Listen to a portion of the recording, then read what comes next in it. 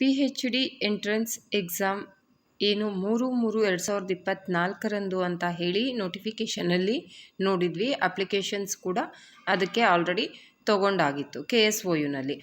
ಆದರೆ ಈ ಒಂದು ಏನು 3ನೇ ತಾರೀಕು ಅಂದರೆ ಬರುವ ಭಾನುವಾರದಂದು ಫಿಕ್ಸ್ ಆಗಿತ್ತು, ಆ ಒಂದು ಡೇಟು ಪೋಸ್ಟ್ಪೋನ್ ಆಗಿರ್ತಕ್ಕಂತಹ ನೋಟಿಫಿಕೇಷನನ್ನು ನಾವು ಇನ್ನೊಂದು ನೋಡ್ತಾ ಇದ್ದೀವಿ.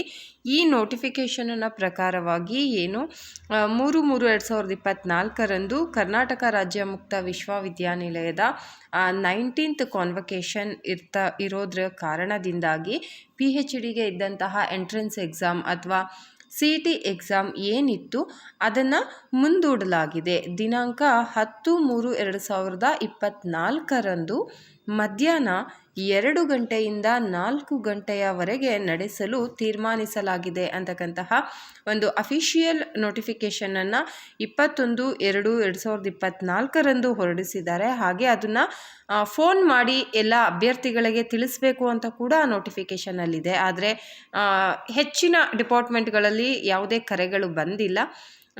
ಹಾಗಾಗಿ ಒಟ್ಟಾರೆಯಾಗಿ 1 ವಾರ ಎಕ್ಸ್ಟ್ರಾ ಟೈಮ್ ಅಂತೂ ಅಭ್ಯರ್ಥಿಗಳಿಗೆ ಸಿಕ್ಕಿದೆ.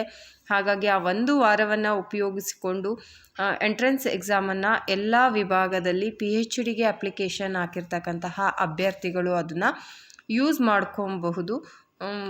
ಮತ್ತೊಂದು ಆಪರ್ಚುನಿಟಿ ಅಂತ ಹೇಳ್ಬೋದು. ಯಾಕೆಂತಂದರೆ 3ನೇ ತಾರೀಕಿಗಿಂತ 10ನೇ ತಾರೀಕಿಗೆ ಎಕ್ಸಾಮ್ ನಡೆಯಲಿದೆ.